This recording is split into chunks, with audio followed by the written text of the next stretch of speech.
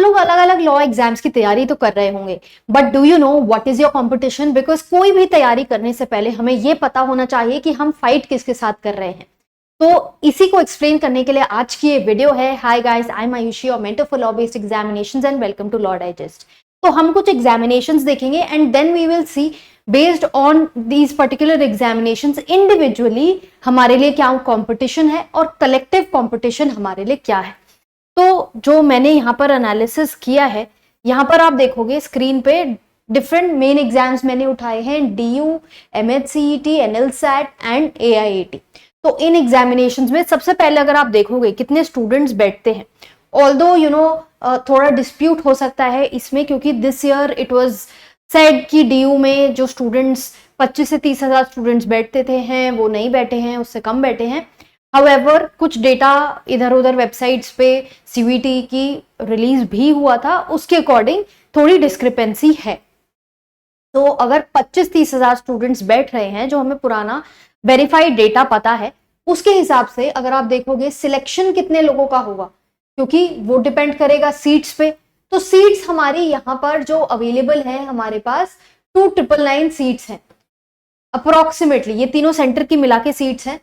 तो ये आप देख रहे हो काफी, अगर बच्चे जितने भी बैठ रहे हैं, eventually you have to be amongst those 3000 students. Now amongst those 3000 it also depends कि आपकी कैटेगरी क्या है। अगर आप जनरल कैटेगरी से हो तो आपको 1000 शुरू के 1000 स्टूडेंट्स में होना है to be able to crack this examination. Then NLSAT की बात करें, अप्रोक्सीमेटली 2 to 3000 स्टूडेंट्स से जो रेशो, जो नंबर है वो हर साल बढ़ता जा रहा है। हो सकता है इस साल वो नंबर और बढ़ जाए, बिकॉज अवेयरनेस एग्जाम की बढ़ती जा रही है। तो अब यहाँ पर सीट्स हमारी हैं 120, तो 120 सीट्स, सो यू सी कि बहुत ज्यादा कंपटीशन है, लिमिटेड 120 सीट्स तक हमें पहुंचना है। ऐसे ही MHCET की बात करोगे तो बहुत सारे, मतलब lakhs of aspirants sit for MHCET because 140 colleges उस यूनिवर्सिटी में है। बट अगर हम टॉप कॉलेजेस की बात करें लॉ के लिए, तो GLC और ILS में हमारा 240 सीट्स बनती हैं। तो अप्रोक्सीमेटली अगर इतनी सीट्स हैं, अगेन जैसा NLSAT है 120 आप मान के चलो कि यहाँ पर आपको ये तैयारी करनी होगी। और AIAT प्राइवेट कॉलेज है Symbiosis, however other law colleges से बहुत बेटर है। जो भी आप रैंडम कॉलेजेस के लिए अप्लाई करोगे या फिर MHCET में GLC ILS के बाद वाले जो कॉलेजेस हैं उससे बहुत ज्यादा बेटर है।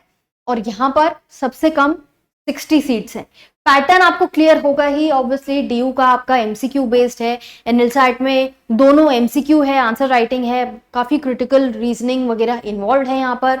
MHCET का पेपर इतना टफ नहीं है अगर आप लीगल अच्छे से कर पाओ, क्योंकि डिफरेंट सब्जेक्ट्स हैं, उस पे MCQ बेस्ड है। तो ये आपका MHCET है। AIAT में आपका राइटिंग सैंपल इन्वॉल्व है। तो जिस तरह से NLSAT में आंसर राइटिंग की तैयारी करनी होगी, AIAT में भी वही तैयारी करनी होगी। तो अब सीट्स के अलावा हमने ये सीट्स वगैरह तो देख लिया, अब आगे बढ़ते हैं कि क्या और क्राइटेरिया बनते हैं जिस चीज पे हमें डिसाइड करना होगा, जिस चीज से हमें क्लैरिटी आएगी कि इसमें कॉम्पिटिशन कितना है। सबसे पहली बात, सोशल प्रेशर। ऑब्वियसली जब आप तैयारी करते हो तो फैमिली में रिलेटिव्स को पता लग जाता है कि आप लॉ एग्जाम की तैयारी कर रहे हो, तो एक मेंटल प्रेशर रहता है कि मेरा एग्जाम क्लियर होगा कि नहीं। तो ये एक बहुत बड़ा फैक्टर है जो आपके लिए एक कंपीटिंग फैक्टर बन जाता है अपने कजन्स के साथ, अपने फ्रेंड्स के साथ। बिकॉज कितना भी अच्छी दोस्ती हो, यारी हो, रिश्तेदारी हो, at the end of the day we have seen कि सोसाइटी अलग तरह से, आपको बैरोमीटर्स हैं सोसाइटी के जो मेजर करती है, और हम उन चीज को अपने ऊपर काफी ज्यादा भी ले लेते हैं। तो social pressure is one factor.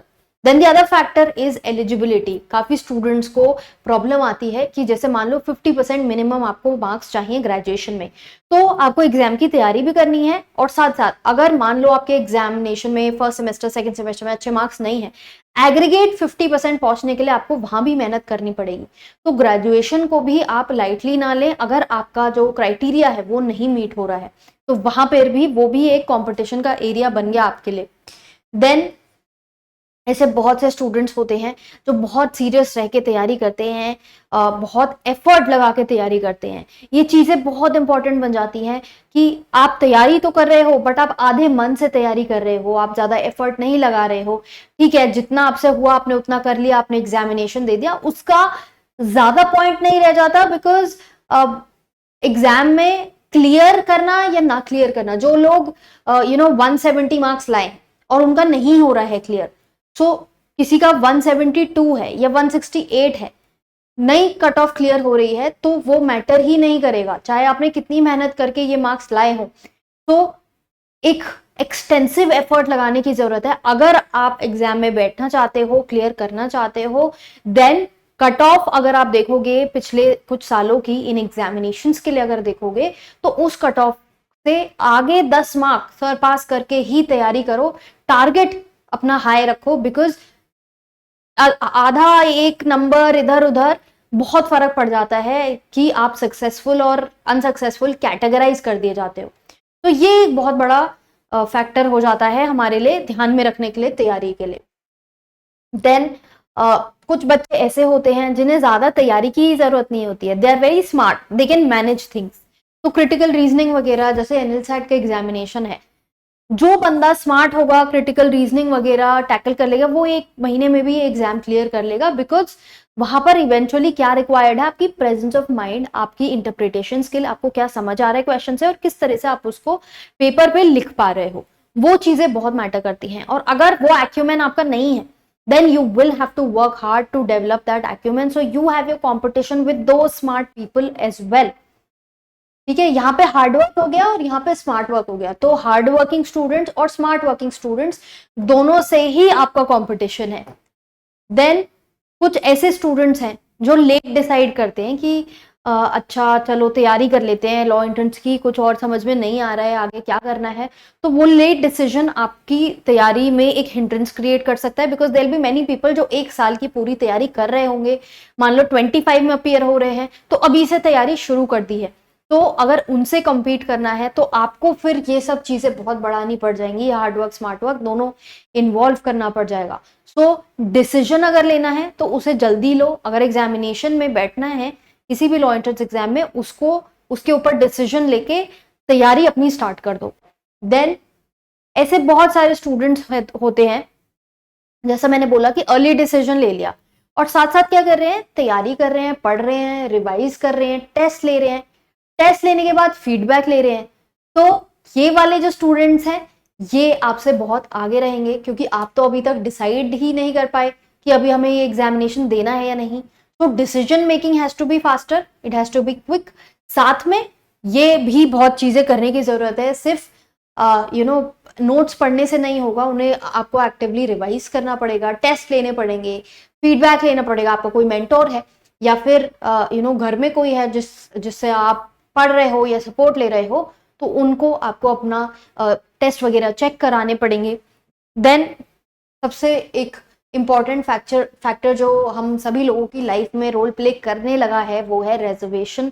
अगर आप यहाँ पर देखोगे एनएलसैट में 120 हमारी सीट है तो सही, बट जनरल कैटेगरी के लिए इवेंचुअली आप देखोगे 30-40 सीट्स बचती है एक्सक्लूडिंग द रिजर्वेशन।